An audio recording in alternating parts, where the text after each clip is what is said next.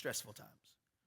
Anybody have dealt with stress to some degree? Some more stress than others, but if you've dealt with stress to some degree, wave your hand at me and says, man, it's be stressful for different reasons. Be stressful because you could be doing well and manage a certain amount of stress. God can be blessing your business, blessing your family, but you have stress because you have this sense of responsibility of who you got to take care of and making sure things are well.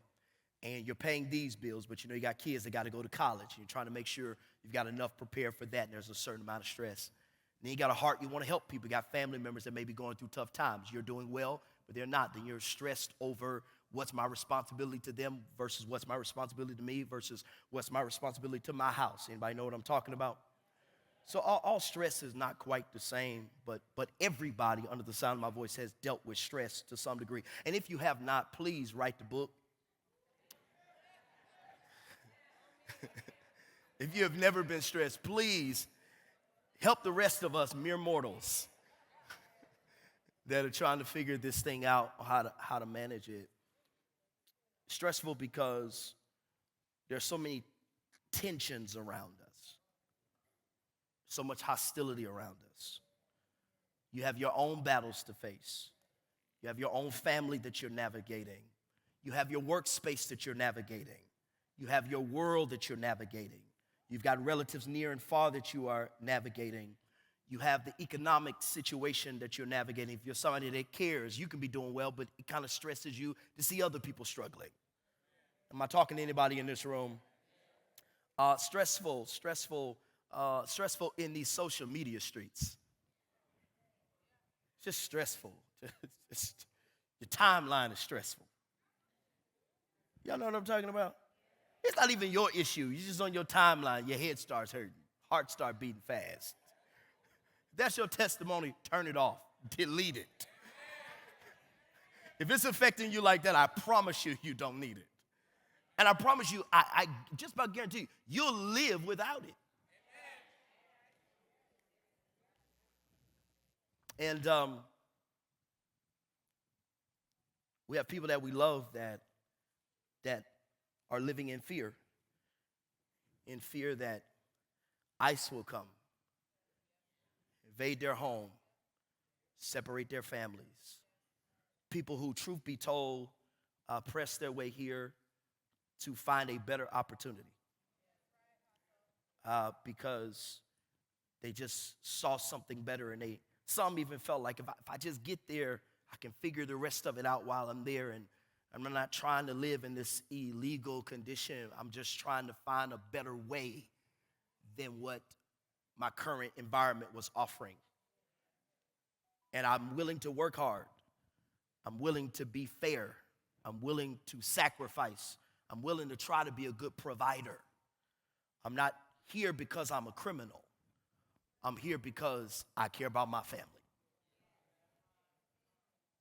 I'm living in a certain amount of fear that everything could be snatched away and my children can lose an opportunity of freedom that I fought really hard to at least try to give them a taste of, only to be traumatized by being torn away from the person whose blood they share. Stressful. You are in the midst of celebrating Black History Month. To me, which matters on so many levels.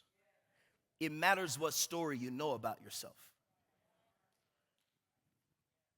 It matters how you see yourself. It matters that you know the struggles of where you came from so that you can understand the strength that is in your bloodline. It matters.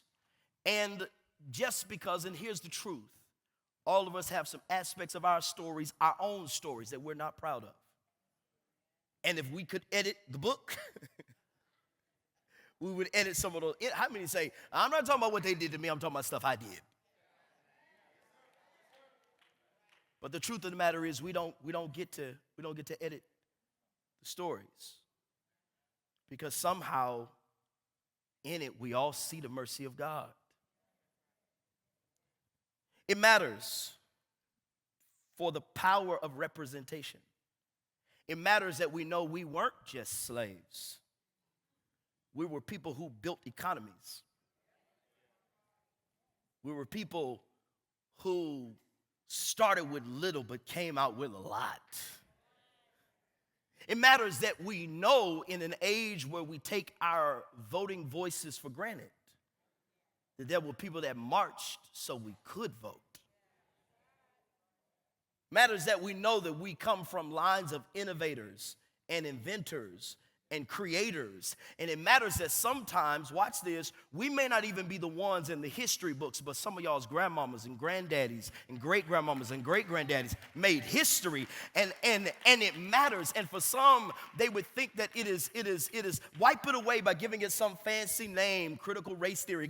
Just give it some name that makes it seem like it is an attempt to raise the superiority of one group over another. No, it is one whose identity has tried to be stolen and lost. Let's give a clear picture so that we see that we are part of the tapestry that makes America what it is, because take us away and the colors ain't the same.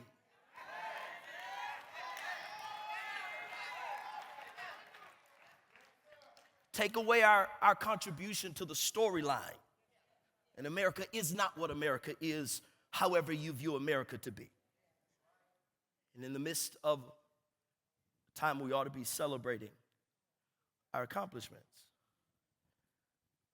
we are painfully reminded of how some people have viewed us. For some people, it's a random, goofy little post. It's a joke.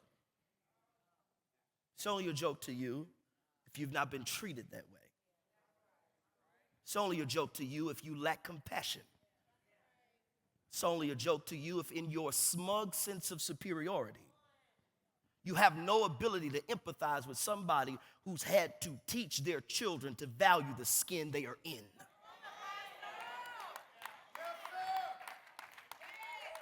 It's not a joke, and it's not funny. We don't take it lightly that it would come from the platform of the leader of the quote-unquote free world. We don't care if a staffer did it. We don't even know if we believe a staffer did it. Because truth be told, you've been tweeting for years.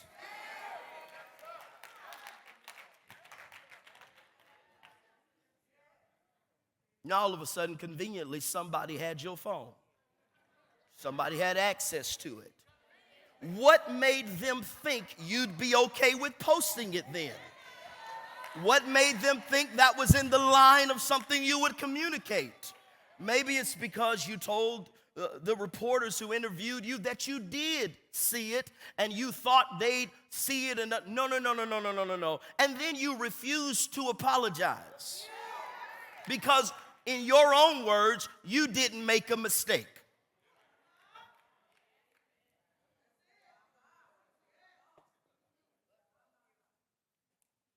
And tragically, we're not surprised. Painfully, our outrage is deeper than your post. Some of our pain is we're still here. After all these years, we have come to a place in our country that you would believe that this is still okay.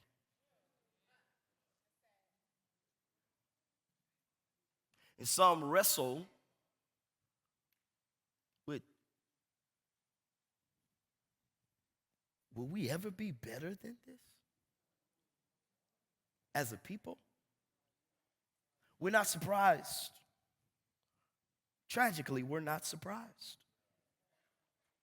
I say tragically because somehow we should be able to believe that this is beneath your character.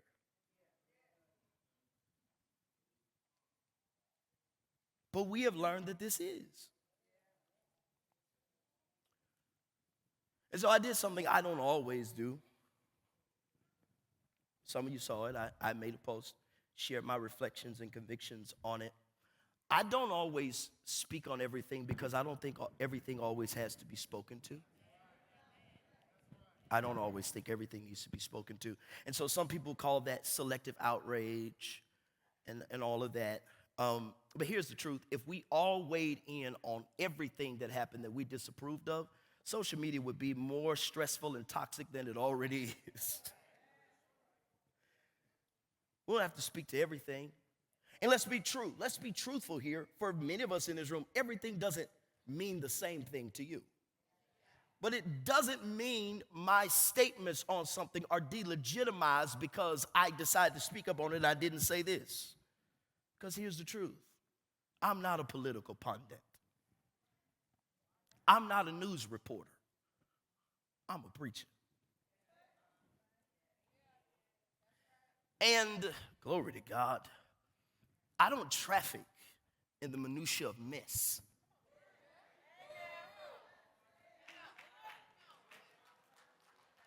I am a messenger of hope in hard times. I am a dealer of good news in the midst of all this craziness, who somehow is granted the responsibility to give us some form of understanding of how we can interpret these crazy times in which we live. And let me just tell you this, be frustrated if you so choose, but don't you ever lose your hope. You better hear me here. Be irritated if you will, but don't ever think the adversary is going to win or has won. Y'all better hear me here. Stand your ground. Say what you, but don't ever forget you are on the winning side, and you're not just on the winning side based upon any color of skin. You're on the winning side because of who your God is. And if God be for you, who can be against you? Look at your neighbor and say, I need you to understand, post what you want, God's still going to provide for me. Say what you want, I'm still created in his image and likeness. Like me or not, I'm still going to build what God told me to build. Say whatever you want, but I'm still going to make a way. And some of you, your callings were just confirmed by the chaos of this week.